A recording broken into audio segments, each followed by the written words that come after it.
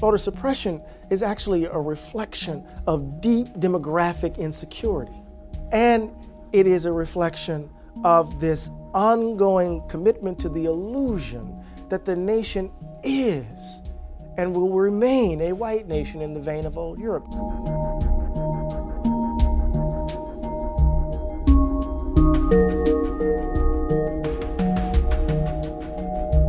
So we have to be mindful of this because these folks aren't committed to democracy.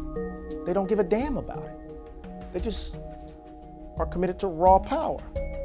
If you don't know that, then you're being naive.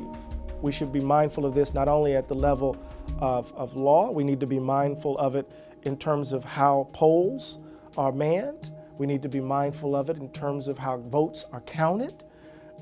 There are a range of ways in which people are disenfranchised.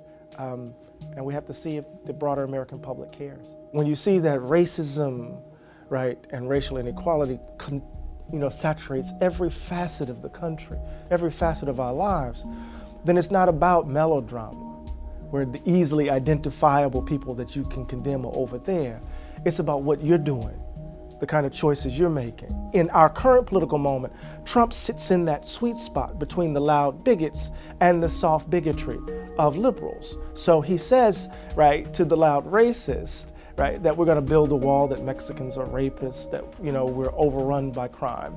And then to the soft bigotry of liberals, he'll say that, in effect, I'm going to maintain the status quo. The threat of this demographic shift will not upend your way of life. And so what you get are policies that continue, right, to how can I put this, support de facto segregation in the country. Right? So we have schools that are as segregated as they were in the 1960s. We know that our social networks, that 75% of white social networks are all white.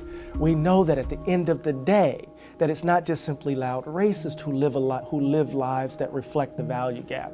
In fact, it's all of us.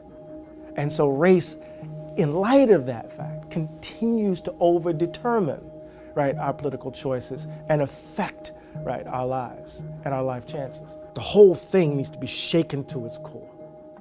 And if we turn out all the non-voters and the unlikely voters, the folk who they don't count, if we turn out folk who they don't give a damn about, if we turn out, all of them are going to be scared.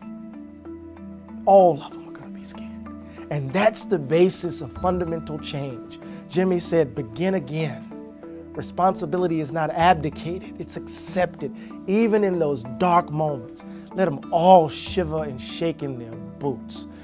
Come November 6th, if we do it right, if we turn out in massive numbers, we vote in accordance to what is happening to us in our local communities, because we're defending and working for better communities that we inhabit. If we do that, then from the top to the bottom, the political class will realize that their days are numbered if they don't change. That's what they need to know.